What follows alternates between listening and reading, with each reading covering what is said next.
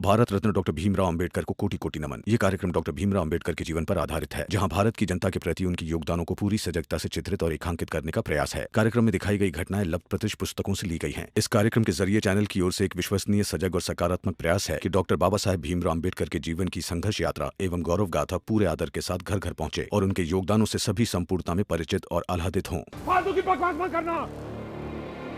अरे मेरा शिशुपाल मर ही नहीं सकता। क्यों? क्योंकि आप जानते हैं जो चीज फिकवा कर आपने धुआं धुआं किया, उस चीज से कोई मर नहीं सकता, है ना? लीजिए मेघनाथ जी, मैंने तो सबूत के साथ साबित कर दिया कि यह सब आपने ही किया है।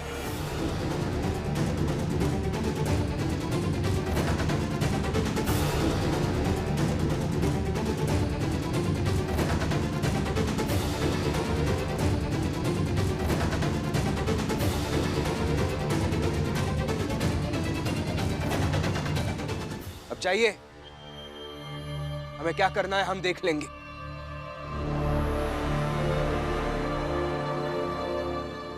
हटाओ।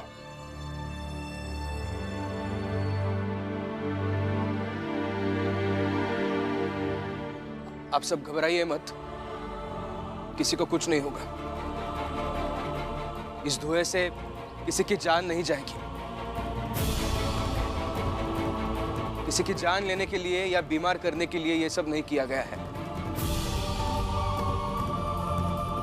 बस थोड़ी देर के लिए ये सब बेहोश रहेंगे, इन्हें ऐसे ही सोने देते हैं, थोड़ी देर बाद अपने आप जाग जाएंगे।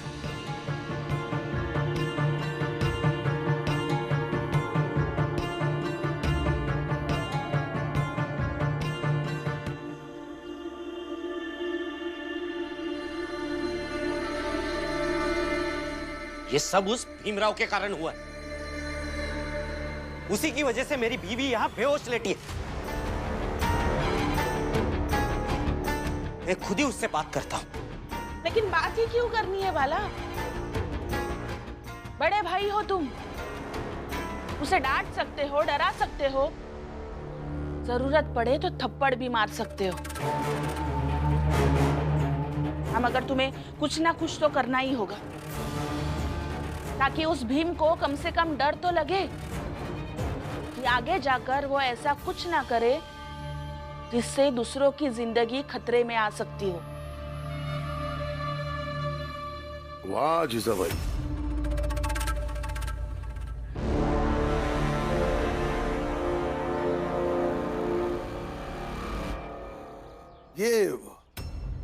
ये सही करती हो तुम। माचिस की तीलियों से भी अधिक हुनर है तुम में आग लगाने का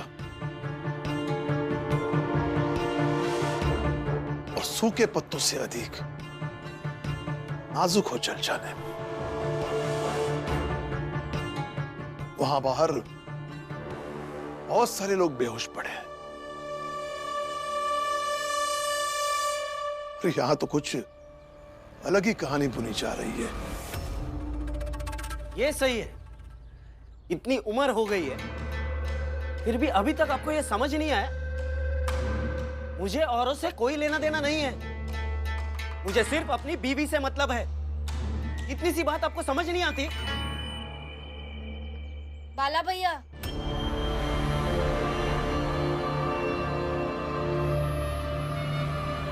समझ तो आपको नहीं आ रहा कि बाबा से कैसे बात करें। अच्छा, जिसकी पत्नी यहाँ बेहोश पड़ी है वो और कैसे बोले? तेरे पति का किया धरा है, लेकिन उसे कोई कुछ ना बोले। बाकी सब भी इसे ज्ञान देने आ जाते हैं, लेकिन इनसे भी कुछ ना बोले तो मर जाए क्या घुट घुट कर? बाबा से ऐसे बात करेंगे तो बर्दाश्त नहीं किया जाएगा, किसी हाल में बर्दाश्त नहीं किया जाएगा।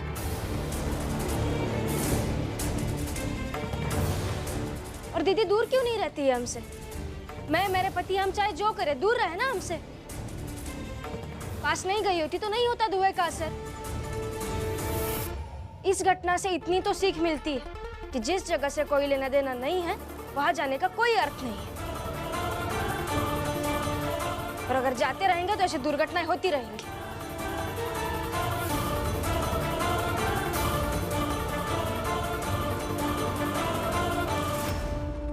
वाह, बढ़िया है। ये घर ना एक कबाड़ी खाने जैसा हो गया है। जैसे कबाड़ी खाने में कोई भी बेकार का सामान गिरने पर आवाज आती है ना, ठन ठन ठन, वैसे इस घर में कोई भी किसी से भी कुछ भी बोलकर जा सकता है। और ये सब आपके रहते हो रहा है। शर्म आनी चाहिए आपको। हाँ, शर्म तो आ रही है कि मेरे घर का सबसे बड़ा बेटा ऐसा है कि मेरे घर की सबसे छोटी बहू भी उसे सही का पाठ पढ़ा देती है।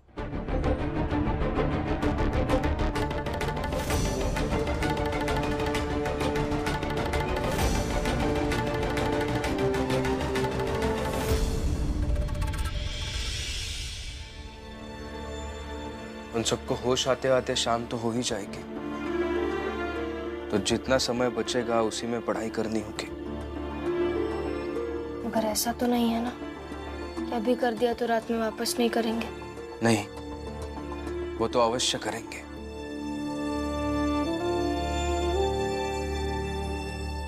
देखो, शाम होते होते ना सबके सब वापस होश में आ जाएंगे, और होश में आते ही वो अपनी पढ़ाई करना चाहेंगे। जनार्दन, आज शाम होते ही ना फिर से उन सबके सामने वो बेहोशी वाला धुआं उड़ा देना, ताकि फिर से सबके सब बेहोश हो जाएं और आज रात की पढ़ाई भी बर्बाद हो जाए। मैंने काला कपड़ा रखा है घर में, समय होगा लपेटूंगा और आ जाऊंगा काम पर।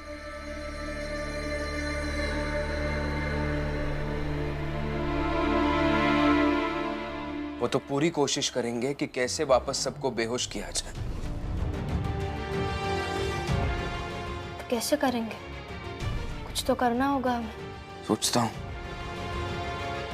देखता हूँ क्या किया जा सकता है।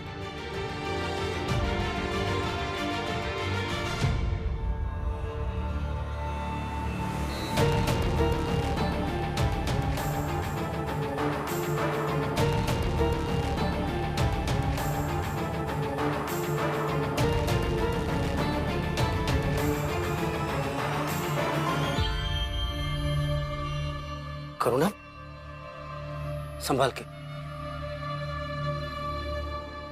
अब कैसा लग रहा है? ठीक हूँ, लेकिन वो धुआं क्या था? धुआं क्या था? भीम और रमा की पढ़ाई वाली हार का औजार था। अच्छा है, किसी तरह वो भीम और रमा बस जीते ना, हार जाए।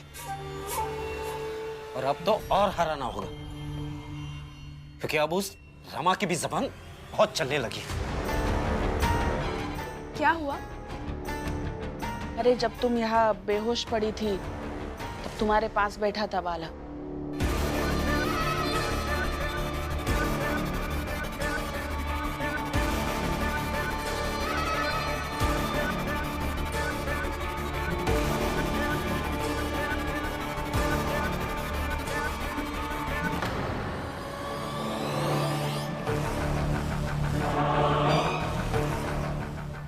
अभी बताती हूँ उस रमा को, अभी बताती हूँ।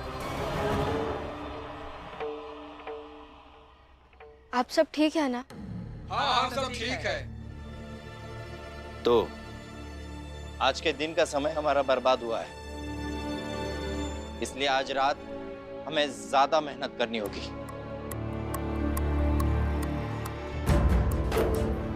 हाँ, तो संतुलन करेंगे ना? करते हैं। हाँ,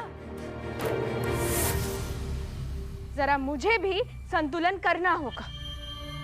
बोल रमा, तेरी हिम्मत कैसे हुई मेरे पति से ऐसे बात करने की? मैंने आपके पति से जो भी कहा वो आप सबके भले के लिए ही कहा। जो पूछ रही हूँ ना उसका जवाब दे। मेरे पति से ऐसे बात क्यों की? ऐसा है, आपके पति से मैंने जो भी कहा वो सच ही कहा। और अभी आपको भी कह देती कि दूर रहिए मेरी और मेरे पति की जिंदगी से, नहीं तो आज सिर्फ बेहोश हुई थी आप, कल को कुछ और हो जाएगा। वाह, हमारे सुकून की दुनिया उजाड़ कर खुद अलग जाकर खड़ी हो जाती है और हमसे कहती है कि हम दूर दुनिया बना ले। इसलिए भाषण मत दे, बस मेरे पति से आगे से ढंग से बात करना। मैं हमेशा सही बात करती हूँ और आगे भी करूंगी। देख लूंगी।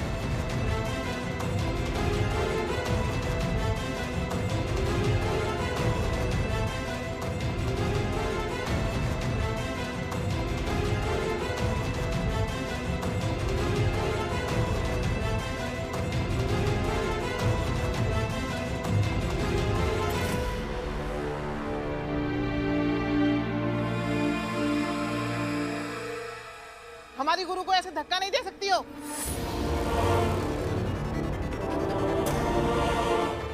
चलो हमारी गुरु से माफी मांगो। मैं माफी रमा से?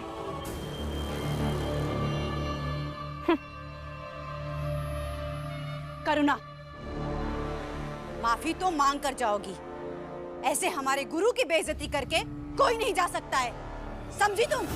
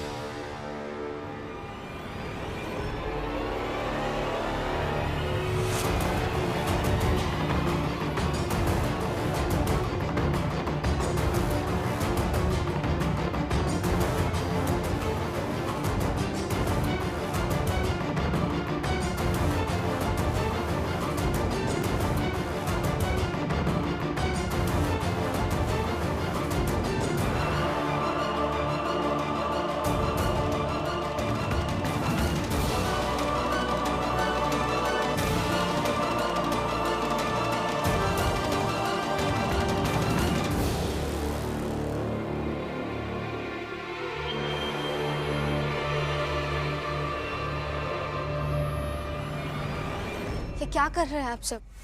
छोड़िए उन्हें। गुरु हैं आप, और शिष्य गुरु का अपमान कैसे बर्दाश्त कर सकता है?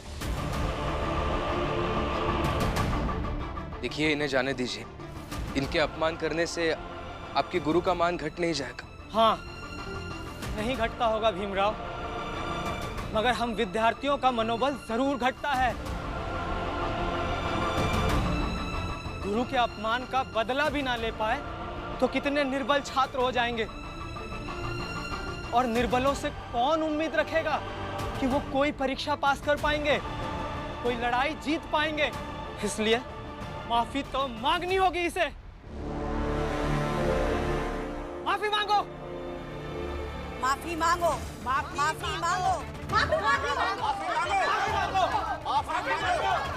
माफी मांगो, माफी मांगो, माफी मांगो, माफी मांगो, माफी मांगो, माफी मांगो, माफी मांगो, माफी मांगो, माफी मांगो, माफी मांगो। ये क्या कर रहे हैं आप सब? छोड़िए उन्हें। माफी मांगो, माफी मांगो, माफी मांगो, माफी मांगो। अरे बंद करें नाटक। छोड़ो मेरी बहू को। रुको जीजाबाई।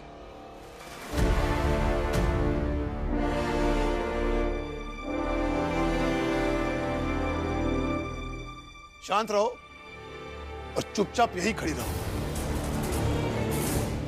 वहां जो कुछ भी हो रहा है उसमें ना तेरी कोई बहू है और ना ही तू किसी की सास है।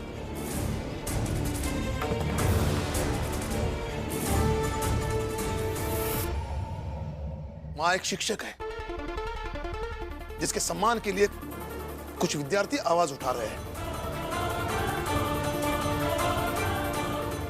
और हाँ जीजाबाई, तुम ऐसा भी कुछ सोच सकती हो कि कोई विचारों से गुरु बन जाता और कोई विचारों के संकुचित होने से तुम्हारी तरह ईर्ष्यालु व्यक्ति बन जाता है।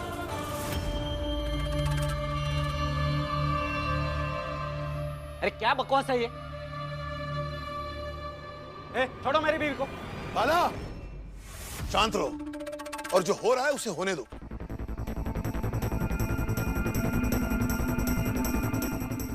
माफी मांगो, माफी मांगो, माफी मांगो, माफी मांगो, माफी मांगो, माफी मांगो, माफी मांगो, माफी मांगो, माफी मांगो, माफी मांगो, माफी मांगो, माफी मांगो, माफी मांगो।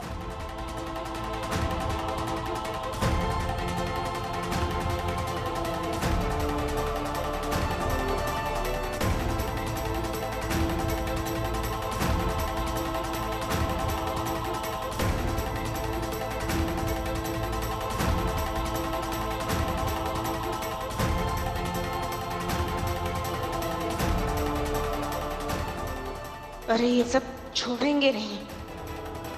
माफी मांगो, माफी मांगो, माफी मांगो। रुको।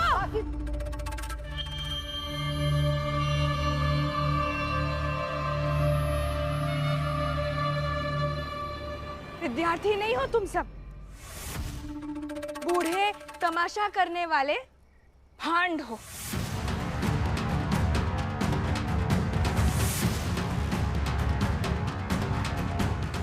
यही चाहते हो ना कि मैं रमा से माफी मांग लूं?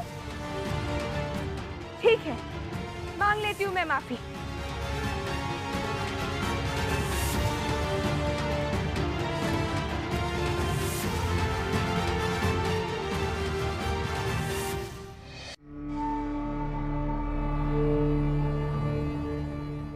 लो रमा, मेरी देवरानी हो तुम, लेकिन मैं फिर भी तुमसे माफी मांग लेती हूँ। खुश हो जाओ। हाँ, क्योंकि यही तो तुम चाहती हो कि तुम्हारे सामने सब छोटे हो जाए और बस तुम ही बड़ी रहो। तो रहो बड़ी।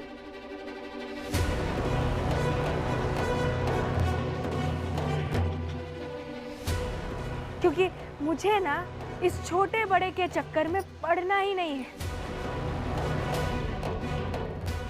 बस मेरे पति से आगे से थोड़ा ढंग से बात करना।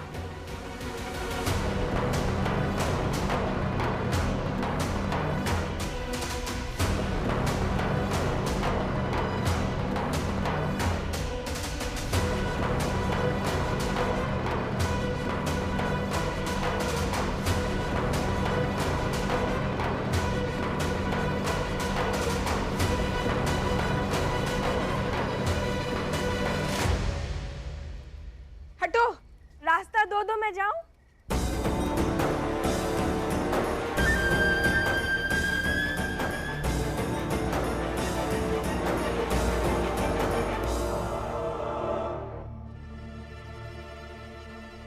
आप सबका बहुत बहुत धन्यवाद।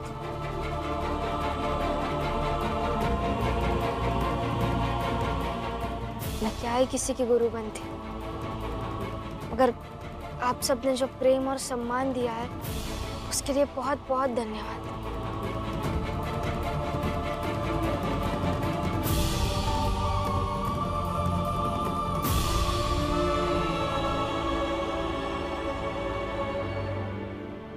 चलिए पढ़ते हैं।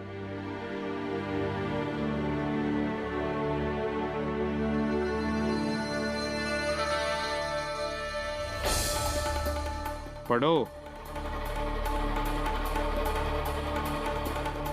जब तक मैं अपने काम पर जाता हूँ।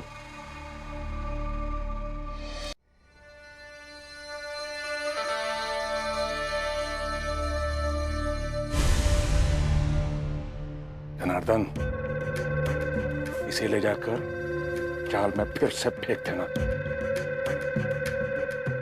फिर तो उन सब की आज रात की पढ़ाई भी गई। फिर बचेगा कल का दिन और कल की रात, क्योंकि परसों तो परीक्षा ही होगी।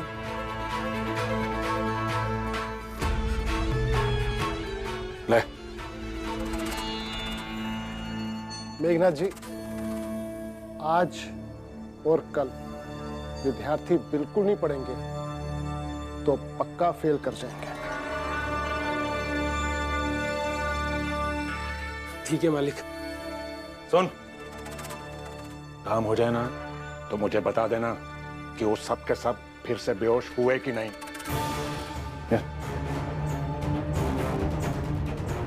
पूरी ताकत लगा देंगे।